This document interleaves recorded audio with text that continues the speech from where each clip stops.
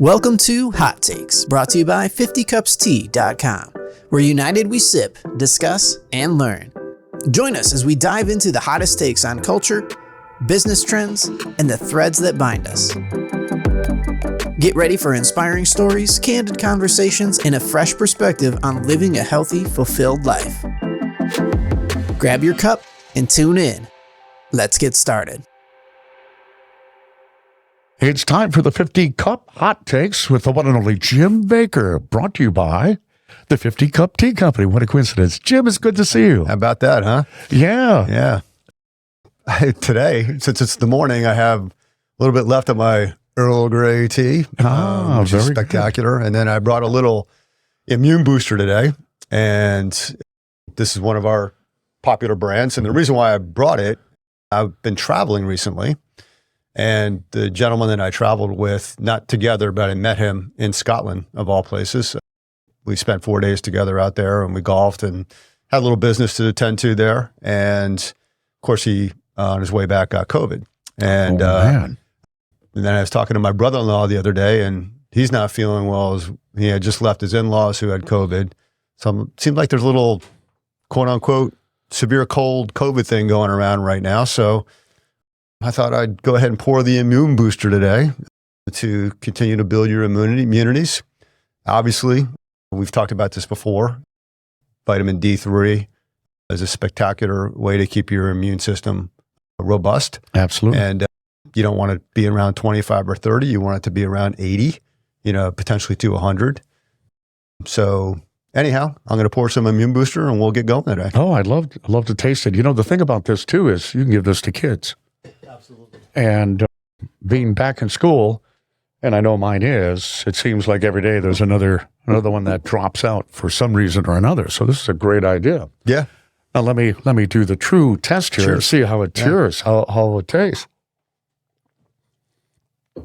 Man, you haven't brought in a crummy tasting tea yet, Jim. I mean, this is really wonderful. I think it's great for summer too, especially when it's iced, because it has it obviously has some peppermint in it. And it has a little aftertaste, which is kind of soothing and cool. It is. And delicious. If you have bad breath, you could probably gargle with it first. And you're trying to tell me something, Jim? But no, it's wonderful. And it, again, my kid would love it too. So that's a great way to go to help everyone boost their immune system. I love the hot takes. I love your hot takes. I really do. Hopefully other people do. Well, I hope so too, but they always hit home to me. I go, oh man, yes. So I'm not sure where you want to start because your list is very interesting today. Do you have a favorite you want to kick off with? Let's do the whole mosquito thing. Oh, I love mosquitoes. Yeah, I know them well. What's your take on a mosquito? Yeah, so I don't know if people have noticed this, and maybe in your neighborhood, but certainly in ours, over the last couple of years, there's been a lot of spraying of mosquitoes. And, you see the pickup truck with the big logo on it. And, there's multiple companies that are out there. And, they'll spray the yard, obviously to reduce and or kill, the mosquitoes. So then the people that live in those houses can go outside without getting bit, right? For example. And initially I thought to myself, wow, that's kind of weird because you're just spraying stuff in the air. And if it's windy, could be blowing down to me. If I'm, below the house, or if the other way, if my other neighbor is going to blow, spray at 3 o'clock in the afternoon, it's going to come my way. And do I really want pesticides that I'm going to be inhaling if I happen to be outside? That's an interesting take. It is. I hadn't thought about it. And then I'm thinking to myself, how effective are these companies in reducing mosquitoes? And I just simply have an exterminator that I use, on a quarterly basis to basically make sure I don't have mice and or those roaches that are actually palmetto bugs in our neck of the woods that everybody is terrified of. Right. And, they scurry around, you smash them and, they're done. But I'm thinking, well, geez, I have an exterminator that comes and I still see palmetto bugs every once in a while. And it seems like once a year, we got the friendly mice that, tend to come in, and then we throw the mousetrap out and, they go away after that. So I'm thinking, well, if they're not that effective in just getting rid of traditional house pests, then how can these mosquito companies actually get rid of mosquitoes that are outdoors. I bet you searched high and low to find the answer to that, Jim, and I'm dying to find out. Can they kill mosquitoes or not? Did a little research, and we had you would. Previous podcast where we talked about the sea turtles. And so one of the things I noticed, when the mosquito population, when the mosquitoes are being sprayed, it seemed like, I noticed there's less bees around. There's less other birds. There's less of a lot of other stuff. And thinking to myself, well, man, this is one other thing where we're trying to get rid of a pest, but they're part of the ecological food chain, right? So what do mosquitoes do? They pollinate. They pollinate goldenrod. They pollinate other plants. So they're, I think, an important part of our ecosystem. On top of that, they're wonderful food for birds, and they're wonderful food for spiders. So the spiders now nobody likes spiders, but the spiders also, are part of the food chain as well. And, so so now if you're going to poison the mosquitoes, which by the way, you're not, it's 0.003 effectiveness on the mosquitoes. And if you really want to get rid of mosquitoes, you got to like spray at 5 a.m., before the sun rises, or you got to spray at dusk. And if you've ever been out in the woods, which you have, sure, you'll notice that in the early morning, the mosquitoes are much more prevalent. And if you're ever out there at night, yes, when that sun is setting, they start coming out again. Right. Right. They like wet. They like darkness. They like, coolness, so to speak. So when the sun's up during the day, you're not really getting bit by mosquitoes. That is so true. It really is. And guess when my exterminator comes to spray for mosquitoes? Middle of the afternoon. So you do it. Well, I do it, but it's supposedly organic of some sort, and it doesn't work. It really doesn't, Festa. I've ceased doing it, but see, you're a wealth of information. I did not know that. Yeah, so just think about this. So now we're going to go ahead and spray. Mm-hmm. Let's say a little birdie's around and mosquito happens to be flying around and maybe ingest a little bit of this organic or inorganic pesticide. Is still a poison. Mm-hmm. So then the bird's going to eat the mosquito, right? That's right. What happens to the bird? Could die. Right. Now, what happens if the bird doesn't eat the mosquito, but puts it in its little beak, brings it back to the nest? Oh, because it's a baby bird? Right. Oh, that's sad. And then we need birds, obviously, because they eat all the bugs. Right.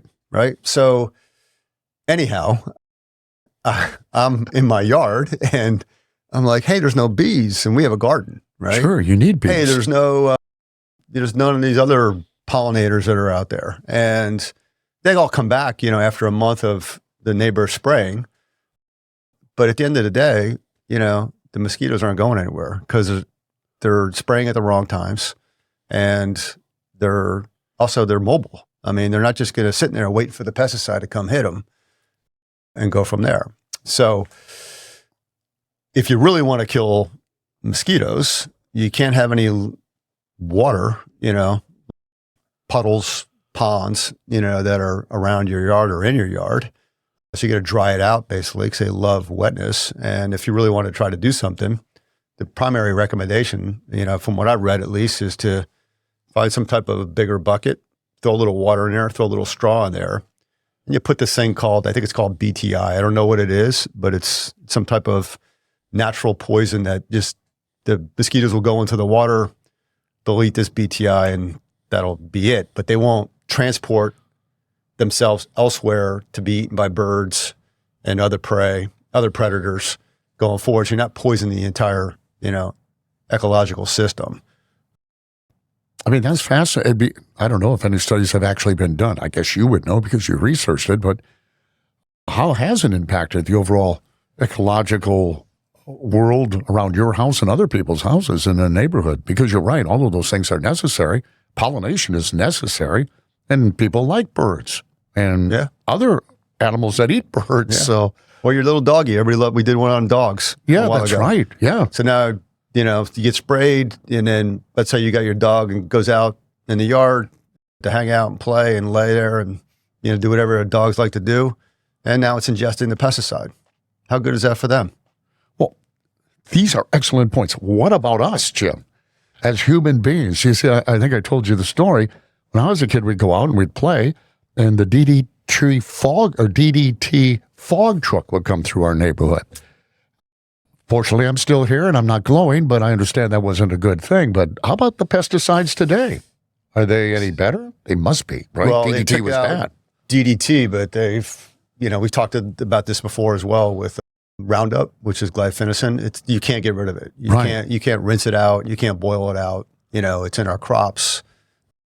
Obviously from a homeowner's perspective, you're spraying that stuff on your weeds on a regular basis. It stays in the soil.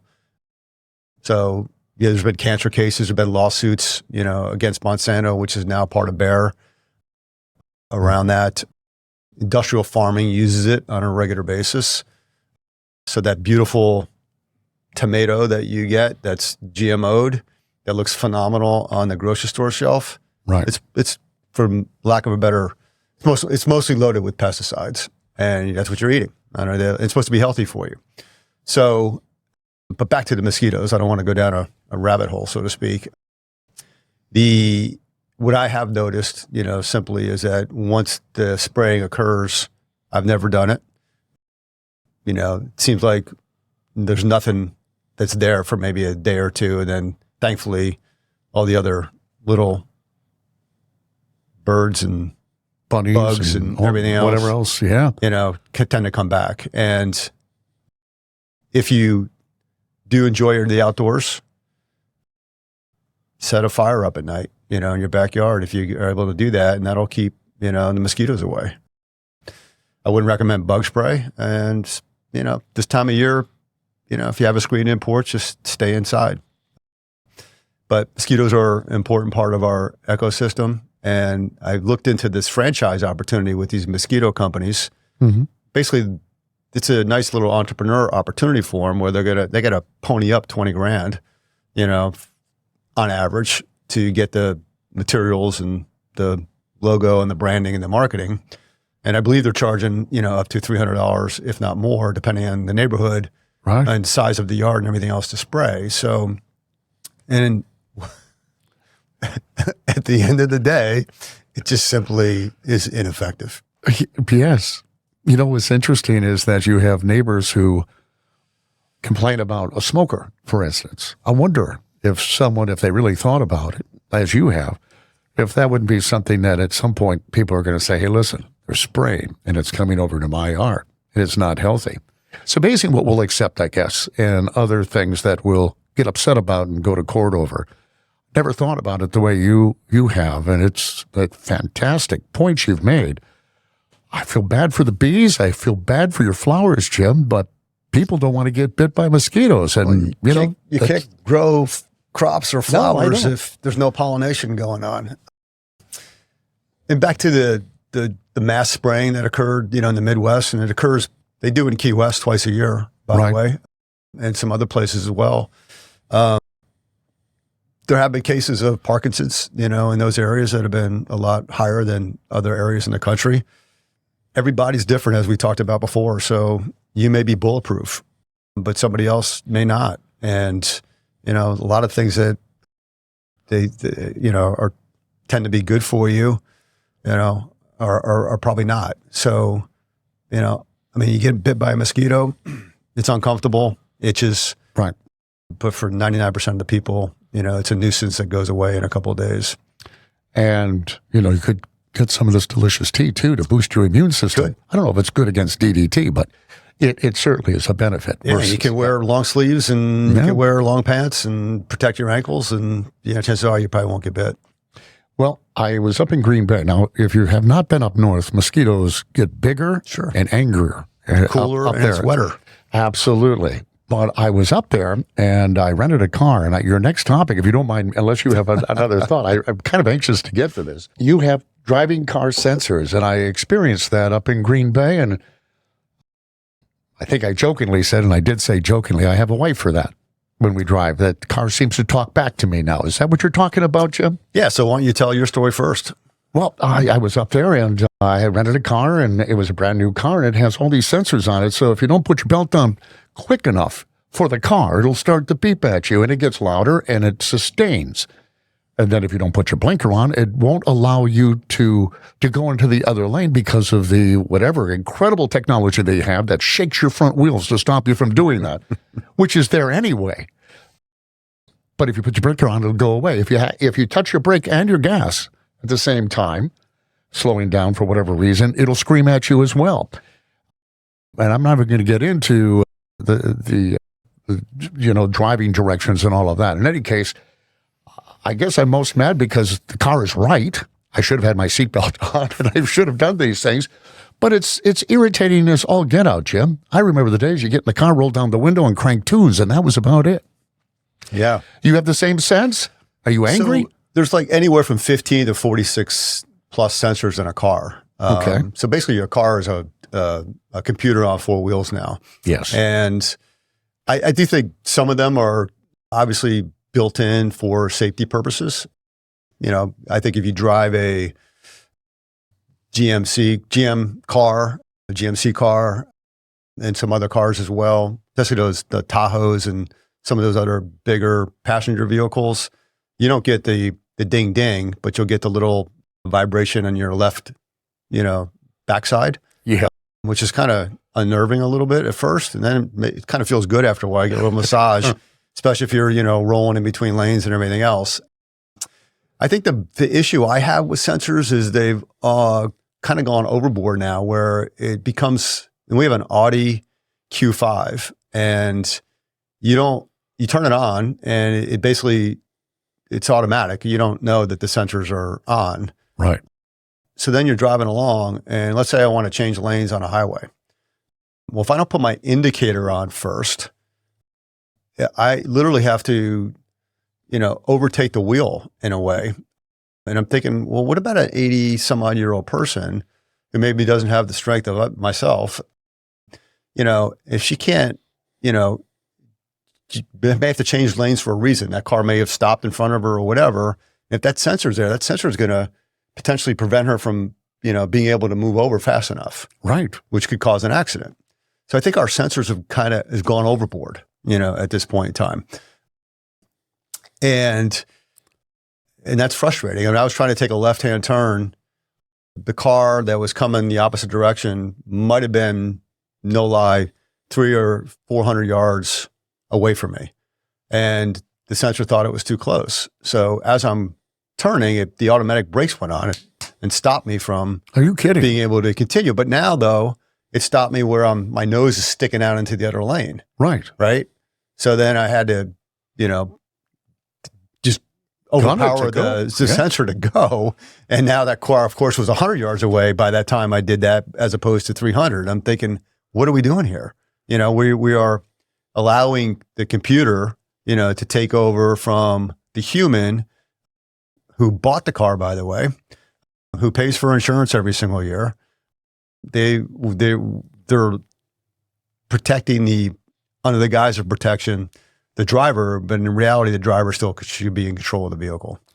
Well, I agree with you. I mean, I've had that happen as well, and it is unnerving, and I think it is unsafe because your initial reaction is, what the? And that split second sometimes is all you need, really, to get yourself in trouble. As they move towards these self-driving cars, is this just an element that we can expect more of? And we have to become more complacent? Potentially. Yeah, it could be. Let's look at some of the lighter sensors, in the car, the famous tire sensor. Oh, yes. Up until, I think, maybe early 2000s, you never had a tire that seemed to not have air in it.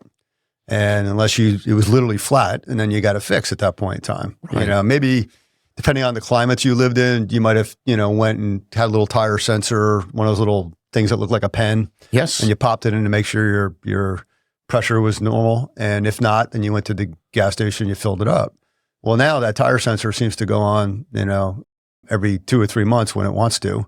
And now you're freaking out. Oh my God, I got to get over to the, pump someplace to fill it up.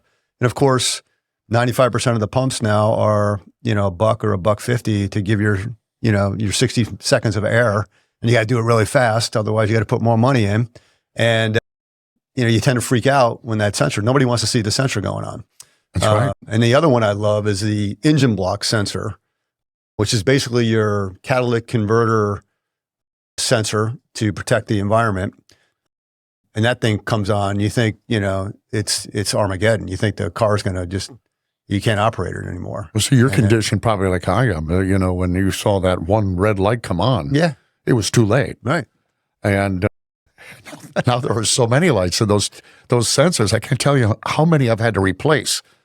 And you're right. I've never had flat tires. As you know, tires get low and then they expand because of temperature. So those things are going off all the time. Yeah. And that, of course, that one, free tire pump, every time you go, there's probably a line of 4 or 5 cars. Yes. And, some people take a long time to pump up those tires. So, and obviously there's sensors in the car, but there's also now sensors in the actual tire itself. Right. So it's unbelievable that we're being censored to death at this point in time. Now, I do think that some sensors are really good. Yeah, put the seatbelt on. My cousin tends to not drive with a seatbelt, and the car just dings the entire time, which drives me crazy. I'm like, just put the seatbelt on. I don't like them. It's unfair. Well, yeah, but who cares? I mean, I don't want to hear the dinging all day long. So I will say that the side view mirror sensor. That's good. I like that. You see the light going on. Yeah, if somebody's in your blind spot, yep. That's good. But again, if you're a good driver, you're taught to look back, in addition to the sensor, because you don't never want to trust the sensor. But some of these other ones are just simply out of control at this point in time. And I don't know about you, but when I do take my car in for an oil change or the transmission change, the fluids, they always try to get you on the fluids. I think if you're, not having clean fluid and every 20,000 miles, your car's going to fall apart. But I've never gotten a service call where they've said, oh, it's time for your sensor changes. It just seems like that hasn't, they're supposed to last forever. And obviously, I think a lot of them malfunction on a regular basis. That's an excellent point, because a lot of people will just become dependent on them. That blind spot sensor, well, it's not on. I would urge people to still look, because it could be broken, but a lot of people won't, and there'll be somebody there someday. Yeah. I don't know. Are we getting lazier, Jim? Or, some of us are getting more irritated, but a lot of people just enjoy that and are very dependent on technology in their cars. And I don't know where this is going to eventually end, but I don't know. It's. Obviously Tesla's had some self-driving cars, and we did hear in the past, that those self-driving cars got in accidents or run over people. Would you trust it? No. Jim? No. See, neither would I. No. There's something about being in control of the vehicle. That's why sometimes I don't like to fly, because I'd rather be the pilot. But I just wouldn't believe a self-driving car would get me there safely. So the other thing about cars, look this up, but if you really think about it, we spend $40,000, $50,000, $60,000 on these cars because they're way more expensive now than they were, 3 or 4 years ago. Yep. 94% of your car ownership will be looking at your car in the driveway, in the garage, basically not performing. Right. 6% of the time you're going to use this car through the life cycle of the car, and probably out of that 6%, probably 50% of the time you're going to be driving around a parking lot looking for a parking spot, right? So take a typical day that somebody commutes to work. They don't work from home. They get up, they go to work. They might have a half an hour commute. If they have a longer commute, they're probably stuck in a traffic jam somewhere, so the car's not moving anyhow. But let's say they have a half an hour commute. They get to work by, 8:30 in the morning. So the cars ran for 30 minutes. They stay in the office. Maybe they go to lunch. Maybe they drive the car for another 5 minutes to a lunch place. So you got 35 minutes worth of operation. Go home at night, another 30-minute commute home. Maybe they take their kid to soccer practice or whatever. So, let's say it's another hour, on top of that. You eat dinner, watch TV, you read, go to bed, do the same thing every day. So they're basically out of a 24-hour day, you might be driving that car for an hour to 2 hours a day, the average person. Wow. I hadn't thought about that. You're right about that. And you're spending a lot of money to do that. Yeah. But what's the alternative? You don't have one, really, unless you want to Well, you either fall in love with Uber and take Ubers everywhere. Right. You got to wait and you got to have somebody pick you up, and you may not like the car that you're in. You may not like the Uber driver. Might be dirty, might be clean, whatever it is. But economically, you're better off just driving an Uber every single day. I hadn't thought about that. And let the other person worry about the sensors. So you're basically spending money for a convenience. Now, I own 2 cars. Yeah. So I would never do an Uber. You would never give it up. But if you really, really economically think about it, it makes absolutely no sense to own a car or to lease a car. And then to have sensors bug the heck out of you while you're driving it. Exactly. Doesn't make sense at all. You know, I mentioned earlier in the Mosquito segment we had that I used to go outside and play, Jim. A long time ago. And I got to tell you something. I was a skinny kid. I know if you're watching, that doesn't probably ring true, but I was like 125 pounds in a senior in high school. And then I got fatter. I noticed that kids are kind of starting out there. What's going on? I don't know. I mean, I do know. A couple of things. First, this struck me the other day. So I'm a board chair at a private school that is helps economically disadvantaged families. We educate the kids, mostly in middle school, and it's all tuition free. And these kids are phenomenal. I mean, they're God's gifts. They're spectacular. And last year I noticed we had spent a lot of money and built a beautiful artificial turf, soccer field with lights that they can use for physical education. They have a soccer team that thankfully they're out there on a regular basis. But I was looking at the kids and thinking, geez, there's probably 70% of the kids are overweight. And then I was at a meeting the other day, and we were lucky enough to have one of the 5th graders come in to talk to us about his experience. School just started a few weeks ago.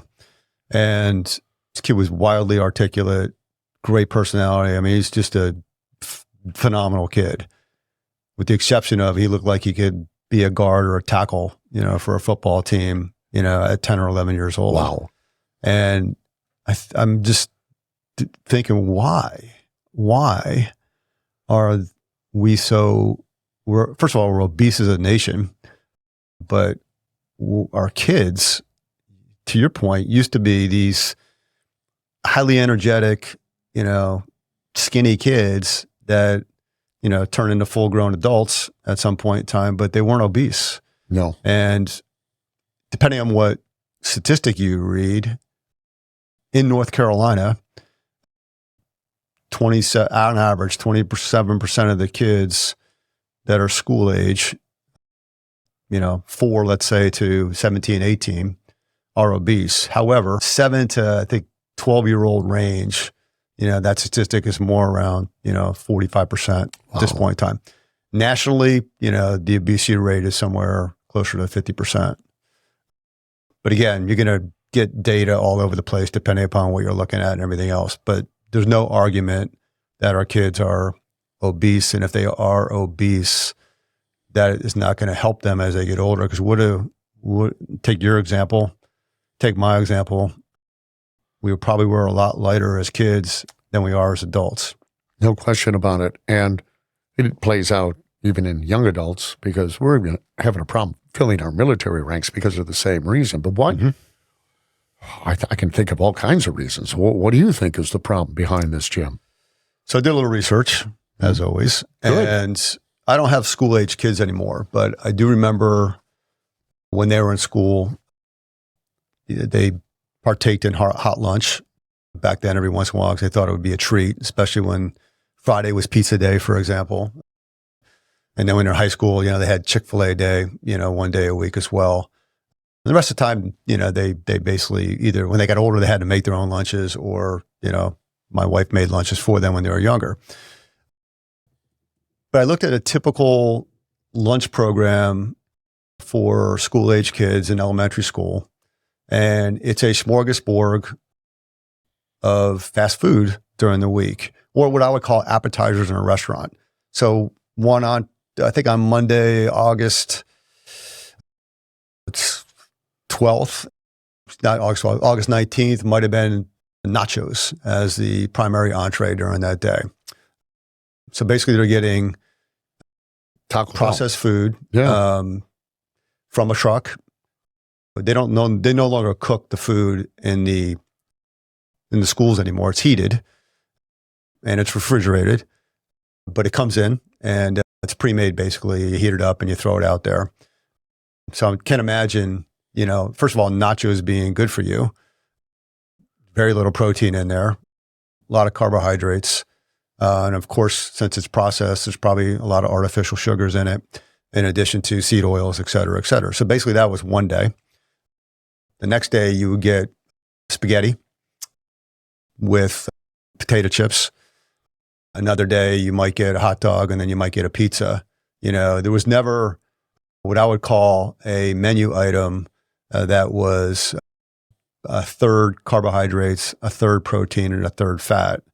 And why do I say those three things? Well, that's what your cell needs to survive. That's what cells are made up of. 1/3, 1/3, 1/3. So they're following the food pyramid for the most part, but because it's been probably due to cost, due to efficiency, they don't need as many cafeteria workers anymore. They just simply buy it, outsource it, bring it in rather, and then they put it out. And, the food needs to taste good. Otherwise the kids aren't going to eat it technically. And as a result, our kids are eating, bad for you food during lunch at least. So then I looked at, well, how many physical education days are the kids actually getting, right? Not and I many. remember in our day, probably your day more than mine, but as a grade school kid, we had PE every day, right? And we actually had to move. We had to climb ropes to the ceiling. Yep.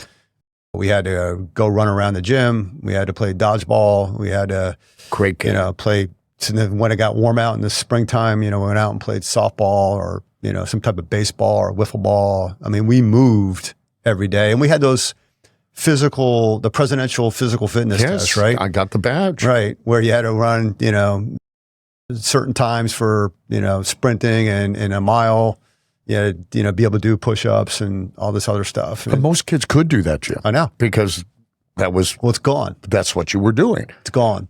Yeah, well, I don't know if most kids could do that today. And one of the schools, I was talking to somebody who was a PE instructor at a charter school here in town, elementary school, and he took a job at another school because this year they wanted to just have PE become a dance class, basically. Yes. And in this case, they're not like Russian ballerinas where they're jumping up and down all day long. It's just a typical dance class, still a little bit of movement, but there's no legitimate physical activity.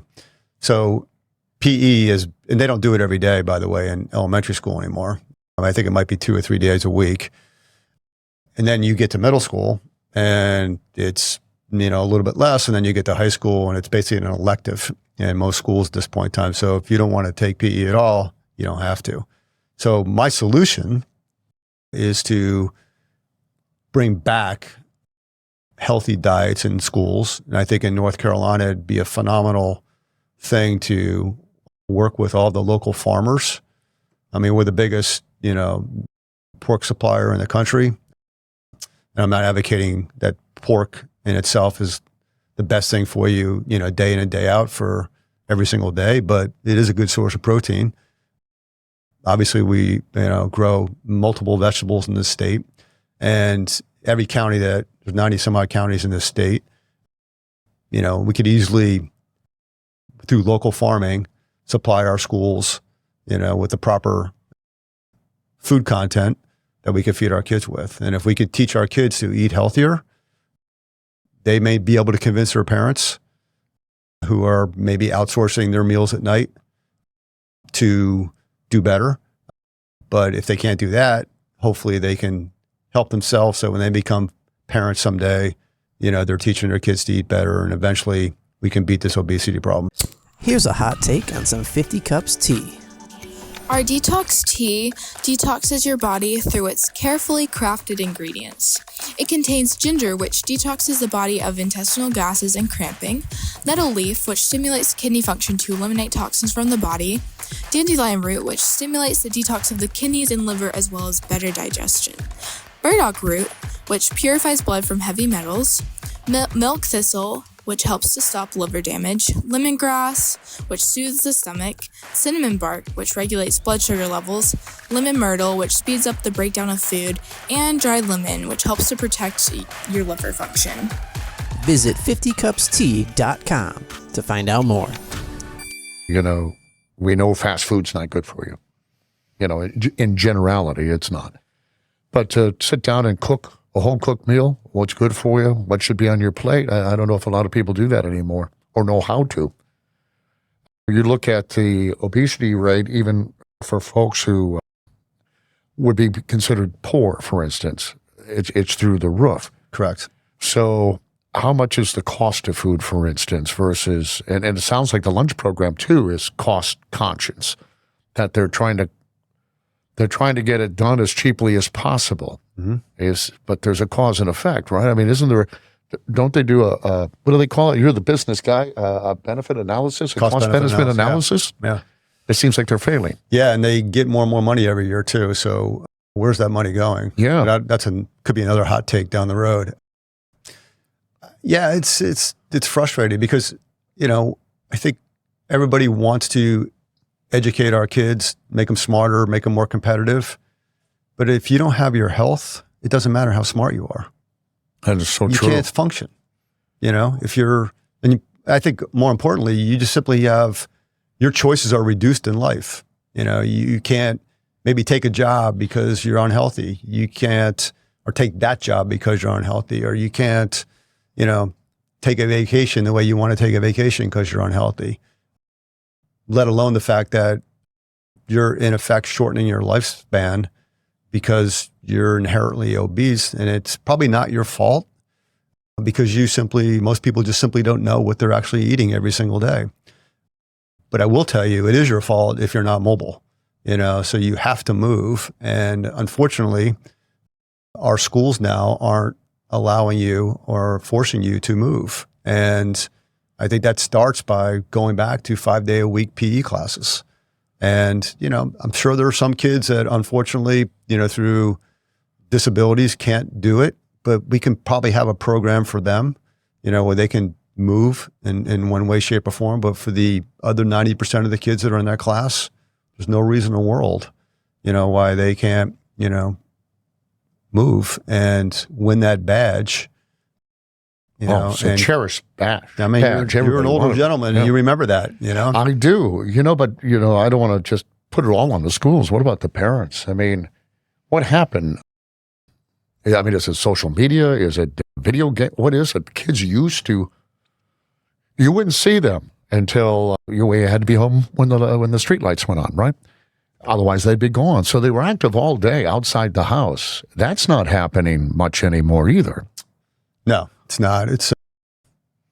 I mean, part of that, you know, could be economics, because everything's expensive now, the parents have to both work.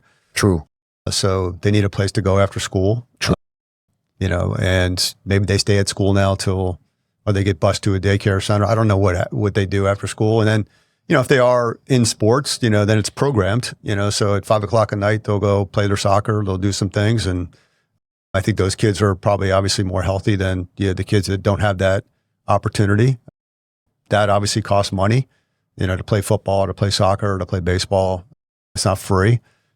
So to your point earlier, you know, about, you know, some of the kids who are economically disadvantaged, they don't have access to that, right? Right. And based on where they live, there could be a concern for their safety, you know, coming home from school and playing outside because there's nobody around to watch them. True. Because those parents are trying to get ahead at this point in time. And, you know, the SNAP program, which is the food stamp program in this country, I think 3 or 4 years ago, they decided they weren't going to put basically sugary drinks on the SNAP program.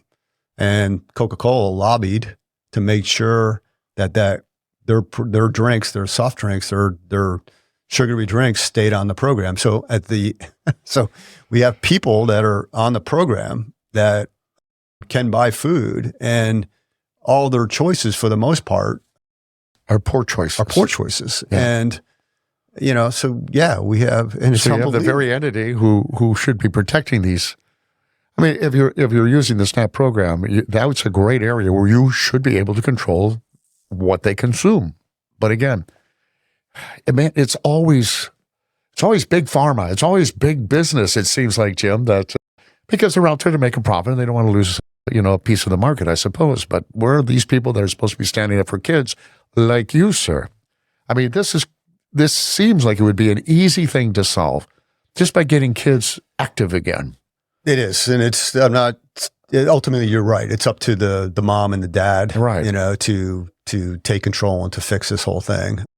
And then it goes further than that. I mean, if the kid's not going to be active at school, then make sure they're active when they get home, and teach them to exercise and to work out and to play. Obviously, there's a lot of benefits to go out with just the kids. After school, you learn leadership, you learn how to get along with people, you learn how to pick teams. Yes. You learn how to win, you learn how to lose. I mean, you have all these other intangibles. So many learning experiences just by interacting like that. And you have fun at the same time. And sometimes it's not fun. Sometimes you get into a fight. Mostly it's not physical. Most of the time it's an argument. Right. But you learn how to debate. You learn how to, figure out. And if you're the guy that's the last pick, then your goal is not to be the last pick. So then you learn, hey, maybe I got to get faster. Maybe I got to go learn how to catch a ball. Maybe I got to do this. So I'm not the last person picked. So you just learn about everything. I want to hear the national anthem right now, Jim. That's what I want to hear. But I mean, that's exactly what this country is all about. You're right. There's so much being lost just by inactivity, besides your health, that it's really something. I wish we could snap a finger and change it. I'm not sure if that's possible anymore. I just think it's an epidemic, and it is. Nobody seems to be talking about it. We talk about obesity in general, but we're not talking about our kids. We're not talking about the fact that they're on medications today. We're not talking about the fact that they're obese. We're not talking about what we're robbing them of a childhood, basically. And gaming, we could argue all day long, is gaming good for you? Gaming, I think, might have been the Olympics or some other international competition.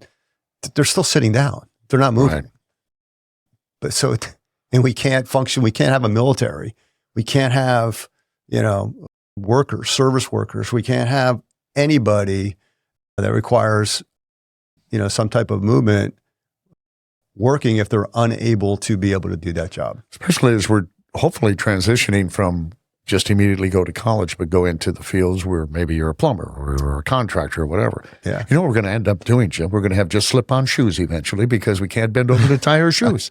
That's not a future Sadly. I want, Jim. Right.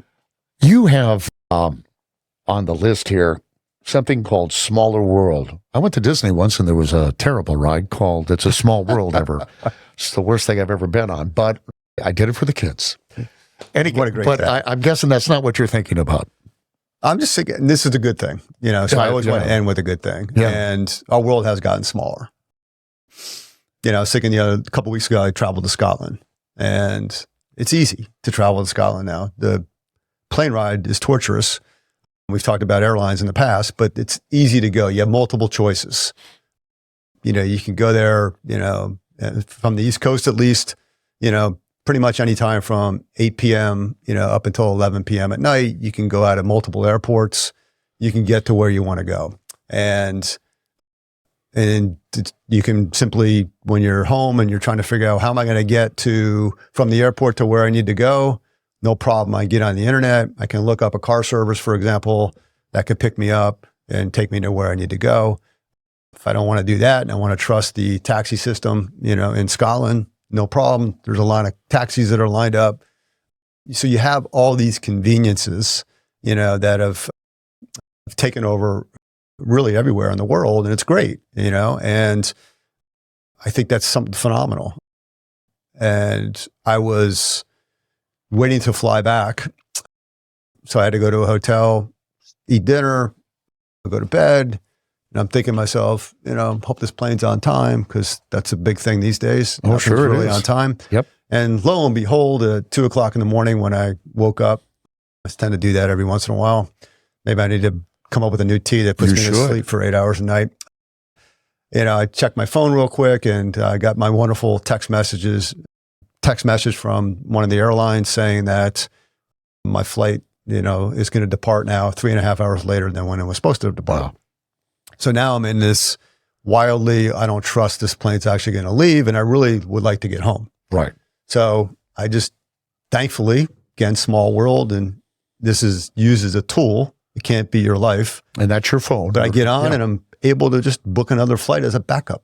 Yes. And if you don't know this, you have 24 hours to cancel without any penalty, and then you get a full refund. And I was within obviously a 24-hour window, so I had a backup that basically took me to Washington, D.C. and home. I would have got home maybe 2 hours later, but now I got two options. So if my original ends up totally dogging me, I got this backup. And it's a no-risk backup. The only thing is they're going to whack your card right away, but you're going to get the money back like 3 days later. Right. So hopefully your credit limit is appropriate enough where you might be able to do this. So I bought the cheapest option, and I had the backup. And as I progressed through the morning, I'm at this, time frame where, I got to make a decision sooner or later. Which one am I going to take? Thankfully, the original one literally came through for me, and I pressed the button, canceled the other one. I'm thinking, man, I could not have done this 20 years ago. No, right? Or even 10 years ago. And the bad side to that, though, is I remember when I was leaving Scotland once, and I didn't have the notifications that I have today. And I got to the airport and my flight was canceled, which means I couldn't get my connector, which means I was shot. Right. I'm not kidding you, there's probably 30, but it felt like there was 1 million well-dressed gate agents from this one particular airline just sitting there doing nothing. And I went up to them and I said, hey, can you rebook me? No, you got to go online to do it. But why are you here? You have to go online to do it. But what do? You have to go online to do it. So I never got an answer, obviously. So I had to take matters into my own hands in an airport at the time that didn't have really good Wi-Fi, and the cell service wasn't that great. But I was able to finally find a gate agent from another airline that I could actually book me, to get back to the States. So the bad side to this now is that we rely on this, and then the companies have said, you know what? I don't need to have certain people, my employees, doing certain tasks anymore, trying to rebook people. They can just do whatever they do, which that time in the morning was 6 a.m. They were kind of just standing around because the airport was kind of empty at that point. So anyhow, I'm sure they've culled the herd and they've reduced some labor here and there. Sure. Because we have this online platform that you can get information anywhere at any point in time. And simply taking our podcast on a regular basis, I can just go online, and start reading stuff to prepare for these podcasts. So it is a smaller world. It is. It's very helpful. My mom, I keep talking about her, but had a little bleed issue. She's fine. Good. But she had to go to the ER the other night. But my brother was able to look online to see what was crowded, what wasn't crowded, and took her to the appropriate, ER for a fun hour visit that we probably could have handled ourselves at home. That's another story for another time. But nonetheless, it is a smaller world. It's really cool to go to certain places. It's very easy to get there now. There's a lot of choices, and there's a lot of good, I think, that could come from that, because you could visit other places now and learn how and everybody interacts with everybody. Learn how people function, yeah. And, you can also sadly go to these other countries and see how fit they are compared to the good old USA. Yes, I bet that is an eye-opener. I saw a meme, had a picture of, I think it was TWA, whoever flew back then. It was in the early 60s, and it was, this is what it looked like. And you had all these men and women. They were thin. They had suits and dresses on, sitting in what almost looked like bench seats, really, in it, but smoking. And it looked like, not that you should smoke, but it looked like a wonderful way to fly.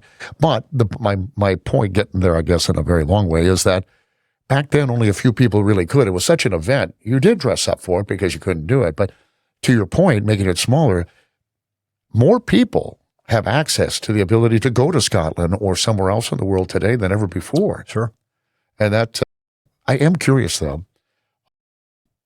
I haven't been abroad in a long time.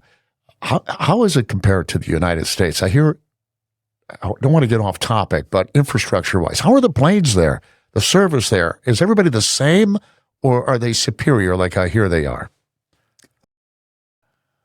I'll just give you my Please, experience the last couple of years. So I've been to Scotland, I've been to Spain, and I've been to 3 countries in Africa.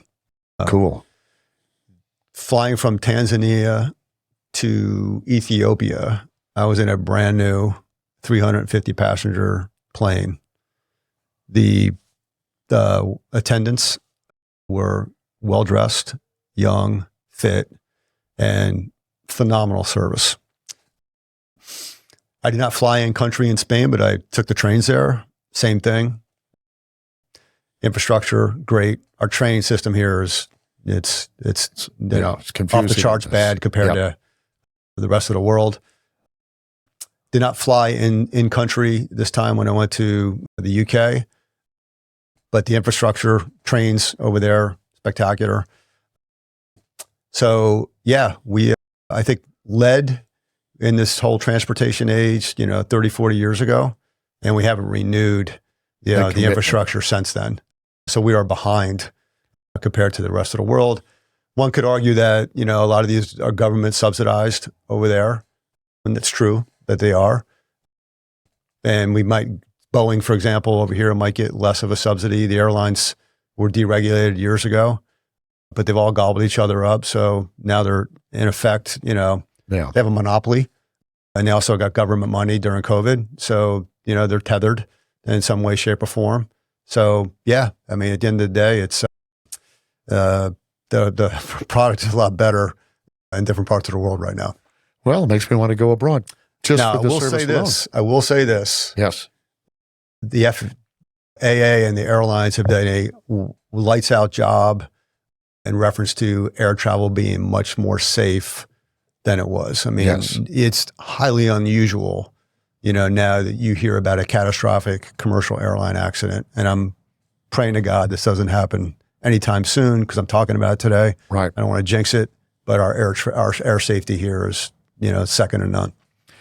Well, I love this because what was only a dream, really, a generation ago, is now a reality for especially young people coming up, the ability to go anywhere, really. Mm-hmm. And then, of course, that interaction, you feed off of one another. I got to believe that in the long run, the stereotyped American they may have is probably reinforced when we go visit. No, I'm kidding. But maybe not, and vice versa. You get to see the real person, and that's a good thing. Yeah, I think that's cool, too. And I think the other thing is you have these, based on what you read, especially in the media,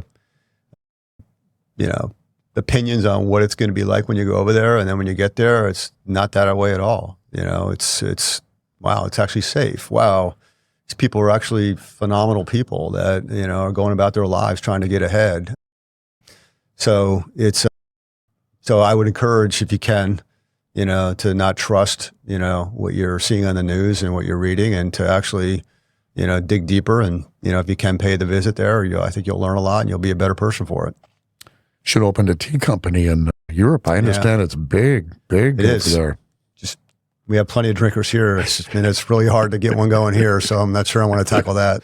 Well, the tea today was to boost your immune system, and it's delicious as always.